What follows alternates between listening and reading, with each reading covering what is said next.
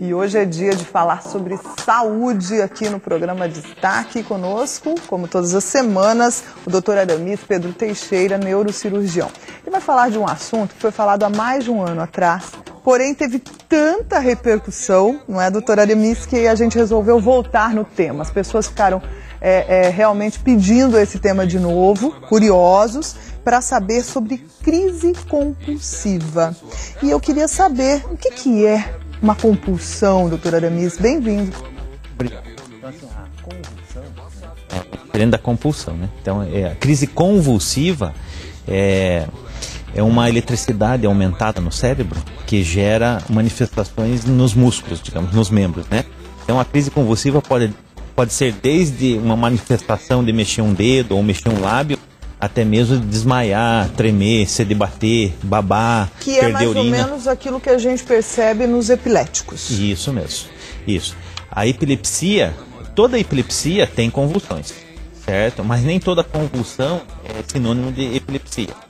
Então, qual que é a diferença? A epilepsia já é uma coisa crônica, ou seja, ele já tem bastante tempo, essa epilepsia já nasceu com isso, ou com uma tendência genética a ter convulsões devido à epilepsia. Mas certo? Todo epilético, ele terá um momento da vida, a não ser que ele faça o tratamento, ele terá convulsões? Não, porque existem vários tipos de epilepsia. Que nós vamos falar em outro momento. Isso, né? Semana que vem nós vamos abordar o que? Os tipos de epilepsia. Então, tem os tipos leves e os mais graves, né? Então, isso a gente vai abordar. Mas a diferença entre convulsão e epilepsia geralmente a pessoa não tem um dano cerebral, não tem uma lesão cerebral importante. Ela tem alteração elétrica e uma tendência genética a ter isso.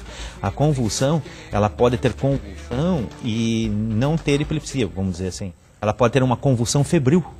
Então, a criança... a temperatura acima de 39 pode causar uma convulsão. Pode. Isso é comum em crianças, por exemplo. Até 5 anos de idade, a criança tem uma gripe ou uma febre, alguma coisa, pode gerar a crise convulsiva febril. Isso é uma coisa. Aí passou por imaturidade cerebral, por vários fatores. Passou 6, 7 anos de idade, ela não vai mais ter isso. Então, isso não é epilepsia. Tá? Então, ela é uma convulsão. A convulsão febril. Existe outro tipo de convulsão que é causado pelo quê? Por tumores, por calcificações, né? No cérebro? No cérebro. Então, existe uma doença chamada neurocisticercose, que é a larvinha do porco, né? Que o pessoal conhece, aquela canjiquinha e tal, que se instala no cérebro e gera uma calcificação. Essa calcificação gera uma irritabilidade cerebral, ou seja, as ondas elétricas descarregam, né? E leva a ter convulsões. Tá? Outra coisa, alguns tumores, que nem a gente falou semana passada, a maior característica do tumor é começar os sintomas com convulsões. Convulsões. A gente fica muito apavorado. Eu uma vez, quando adolescente, eu presenciei uma crise convulsiva de um professor na sala de aula. E eu lembro assim, é muito apavorante você não saber o que fazer quando uma pessoa está em estado convulsivo. Então, o mais certo a ser feito seria afastar os objetos dessa pessoa, né? Então, digamos que seja uma crise convulsiva generalizada, que é aquela pior, né? Aquela que desmaia, se debate, baba, perde urina, né?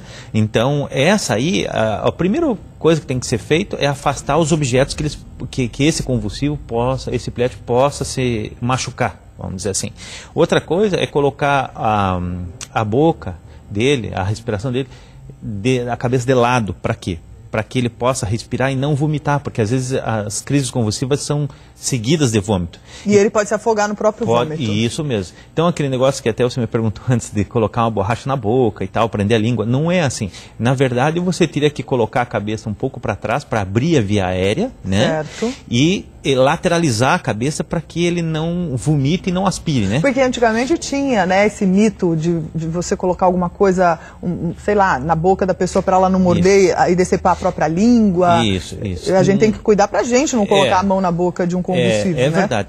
Por quê? Porque tem algumas convulsões que, como ele cerra a mandíbula, às vezes ele pode pegar a língua, pode machucar, fazer cortes, pode sangrar, né? Então isso pode ser perigoso.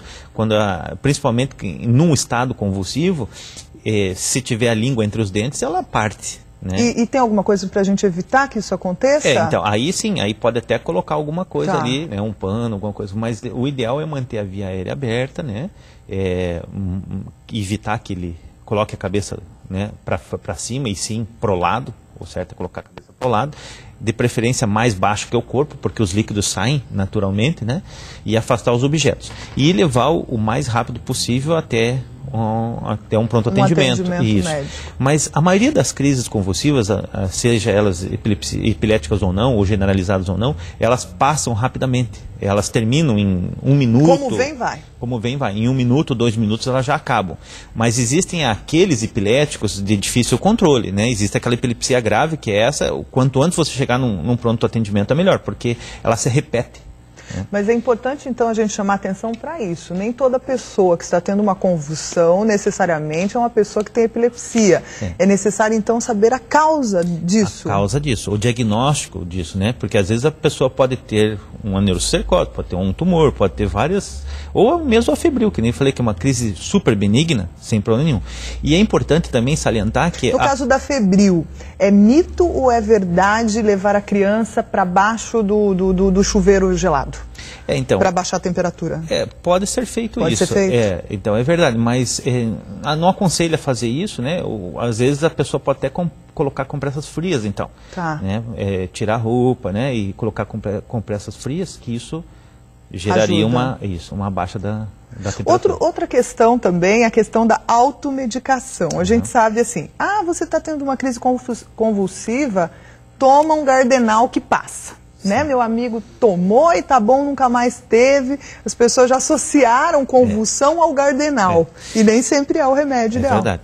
Na verdade, o tratamento para epilepsia ou para as crises convulsivas, existe o tratamento de emergência, que teria que ser feito endovenoso, né, um remédio endovenoso, é um antiepilético endovenoso, um anticonvulsivante, que é feito na hora. E posteriormente, não adianta você tomar o tratamento para epilepsia por 1 mês, 2 meses, 6 meses. Você tem que fazer um tratamento de no mínimo de 2 anos. A pessoa tem que estar 2 anos sem crises. Se a pessoa tiver, se esse paciente tiver qualquer intercorrência, qualquer crise no meio desses 2 anos, isso tem que ser prolongado. Às vezes a gente trata um paciente epilético por 5 anos. E isso é importante também dizer que epilepsia tem cura, tem tratamento. Você pode ter uma vida normal, uma qualidade de vida boa, com certeza, se tratando da forma correta. Isso. E hoje em dia ainda está muito avançado isso, inclusive em cirurgias. Existem técnicas cirúrgicas usadas... Aonde é? No cérebro? Isso. Técnicas cirúrgicas usadas para epilepsia.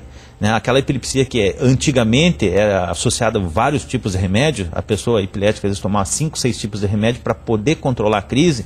Tem pacientes que têm crises diárias, mesmo tomando 5... É muito difícil, né? Mas hoje em dia existe a cirurgia que você coloca, você faz uma lesão no cérebro, você lesa uma substância no cérebro, né?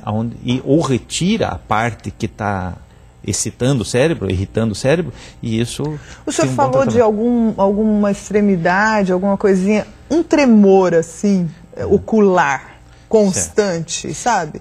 A gente pode chamar de uma geralmente não. Não? Geralmente não. Isso geralmente é ocasionado por fadiga, né? Então isso seria um estado de estresse fadigatório da pálpebra, né? E o que a gente considera às vezes de crise convulsiva, a gente chama de rolândica, é uma crise que dá no lábio geralmente, né? E tem os tics, que aí são da parte do sistema nervoso. Ok, então...